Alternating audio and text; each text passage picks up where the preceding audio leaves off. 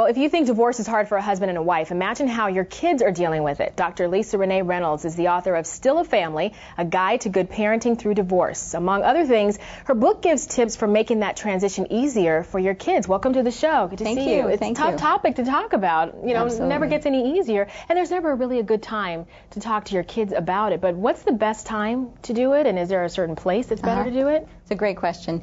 I dedicate a whole section of my book to this. Most parents don't really think through the specifics of how to tell their children about it.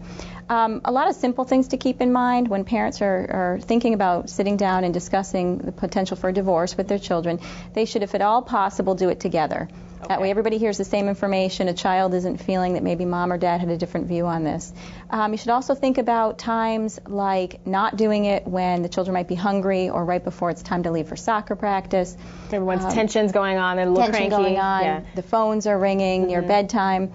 Those are not good times. And also not knowing how a child is going to respond. It's important to not leave things out that might be hazardous if they go running out of the hallway. Right. At certain points, though, the two of you are apart from one another and you're with the kids. Are there certain things that you should not say about your ex, or certain things you should not do with in front of your kids? Absolutely. One of the worst mistakes that parents do make is to disparage or talk about the other parent negatively. And many times it works in reverse, and the child ends up defending that parent and saying, well, he's not really like that, or she's not like that. And it is very hurtful. The child knows that he or she is part mom and part dad, and when you put down one parent, you're putting down a part of that child as well. In your book, you also talk about helping to make that transition from one parent's home to another so much easier for the kids as well, too. If you could give any advice on that, what would you say? Transition time is huge, and we find that in many cases, if a child is reluctant to go to the other parent's house, that having both parents supportive of that and encouraging the child, it's important that you go spend time with mommy or daddy. Okay. That is part of the transition. Also giving the children some time ahead of time to a little heads up. It's 10 minutes, we're going to have to get ready, we're going to dad's. With very young children, if you find some reluctance at the transfer, we suggest sometimes going to the park or some neutral place where mom and dad can both be there with the child and sort of play for a while, and that's a much easier transition for a child to make. I have to say, there's a lot of times situations where the kid might refuse to go with one parent or the other during that period of time. So how do you handle that? That is very common.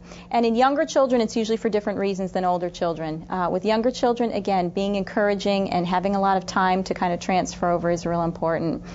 With older children, especially teenagers, they often don't want to go because they have more important plans, and you can kind of work with that. But many times an older child will pick sides and choose to be mad at one parent. Certainly if there was infidelity, cheating, alcoholism, they have a really good reason to be mad at one parent and refuse to see them. And that's really difficult to deal with. Well, there's certainly a lot going on in your mind when you're going through a divorce, but you also list in your book some of the biggest mistakes that divorcing parents make. One of them is ending the marriage too quickly.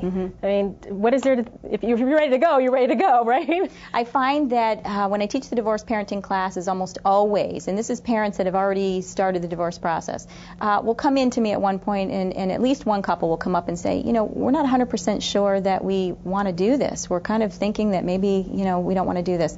And so I tell parents to really think, don't make it a rash action, and don't do it from an emotional place. You also say that parents use the child as a spy. That's a big no-no, but a lot of parents do that, right? Sometimes as subtly as saying to a child who comes home, so what was Daddy doing this weekend? Was that woman from his office over?